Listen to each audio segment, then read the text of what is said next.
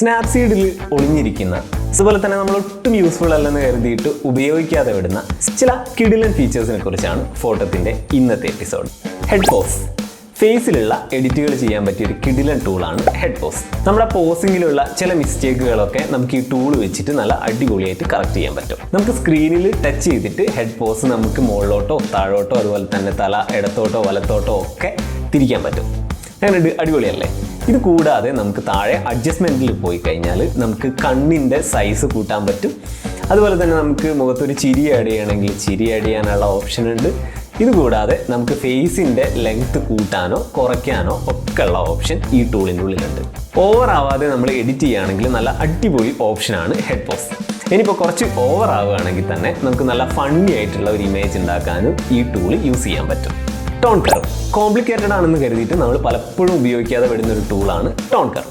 Manually ഈ tone curve adjust ചെയ്യാന്ന് പറഞ്ഞു കഴിഞ്ഞാൽ ഈ കർവിനെ കുറിച്ച് നല്ലൊരു ധാരണ ഉണ്ടായിരിക്കണം. എന്നാൽ ടോൺ കർവിൻ്റെ താഴെ നമുക്ക് സ്റ്റൈൽസ് എന്ന് പറഞ്ഞിട്ടുള്ള ഒരു ഓപ്ഷൻ ഉണ്ട്.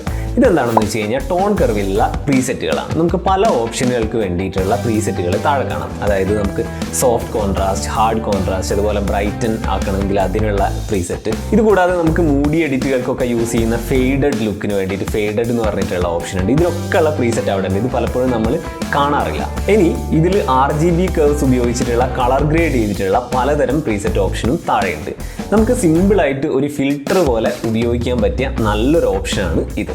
സ്നാപ്സീഡിൽ എഡിറ്റ് ചെയ്യുന്ന സമയത്ത് പലരും പരാതി പറയുന്ന ഒരു കാര്യമാണ് നമ്മൾ ഫൈനൽ ഇമേജിന് ക്വാളിറ്റി കുറയുന്നു എന്നുള്ളത്. ഇങ്ങനെ ക്വാളിറ്റി കുറയുന്നത് ഒഴിവാക്കാൻ വേണ്ടിയിട്ട് വളരെ ചെറിയൊരു സെറ്റിംഗ്സ് അഡ്ജസ്റ്റ്മെൻറ്റ് ചെയ്താൽ മതി. ടോപ്പിൽ 3 ഡോട്ട്സിൽ ക്ലിക്ക് ചെയ്ത് കഴിഞ്ഞാൽ സെറ്റിംഗ്സ് കാണാം. എന്നിട്ട് സെറ്റിംഗ്സ് ക്ലിക്ക് ചെയ്യാം.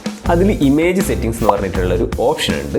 അതിനകത്ത് ഡു നോട്ട് റീസൈസ് എന്നുള്ളൊരു ഓപ്ഷൻ കൊടുക്കാം. ഇങ്ങനെ ചെയ്ത് കഴിഞ്ഞാൽ നമ്മുടെ ഇമേജിനെ റീസൈസ് ചെയ്യില്ല. അതുപോലെ നമുക്ക് താഴെ ഫോർമാറ്റ് ക്വാളിറ്റി എന്നുള്ളൊരു ഓപ്ഷൻ ഉണ്ട്. അത് ക്ലിക്ക് ചെയ്ത് കഴിഞ്ഞാൽ നമുക്ക് JPG 100% എന്നുള്ളൊരു ഓപ്ഷൻ ഉണ്ട്. നമുക്ക് JPG ആണ് വേണ്ടെങ്കിൽ അതിൻ്റെ 100% കൊടുക്കാം. PNG ആണ് വേണ്ടതെങ്കിൽ PNG 100% കൊടുക്കാം. ഇനി ഫയൽ സേവ് ചെയ്ത് കഴിഞ്ഞാൽ നമുക്ക് കംപ്രസ് ചെയ്യാത്ത ഫുൾ ക്വാളിറ്റി ഇമേജ് കിട്ടും.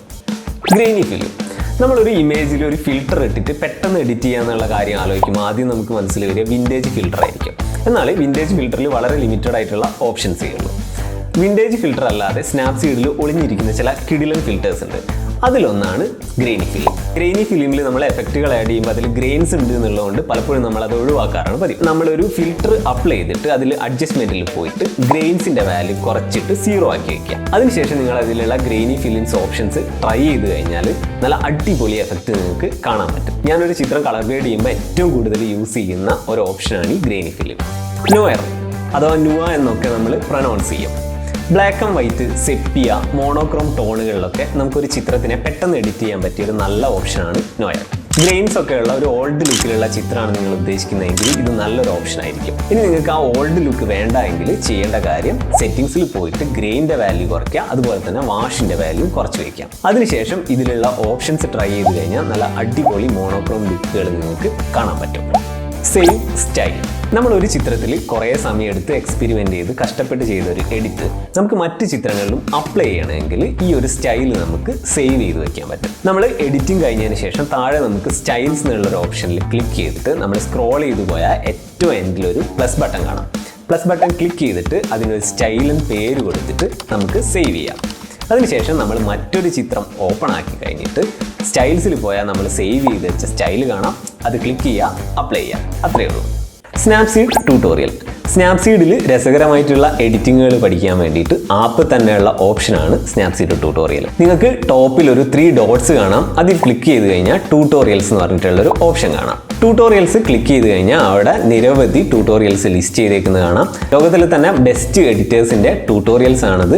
ഇതിൽ നിങ്ങൾക്ക് ഏതെങ്കിലും ക്ലിക്ക് ചെയ്തിട്ട് സ്റ്റെപ്പ് ബൈ സ്റ്റെപ്പ് അവരെന്താ ചെയ്തത് എന്നുള്ളതിൻ്റെ എക്സ്പ്ലനേഷൻസ് കാണാൻ പറ്റും. ഇനി അതിൽ ഏറ്റവും താഴെ പോയാൽ ട്രൈ ഇറ്റ് എന്ന് പറഞ്ഞിട്ടൊരു ഓപ്ഷൻ ഉണ്ട്.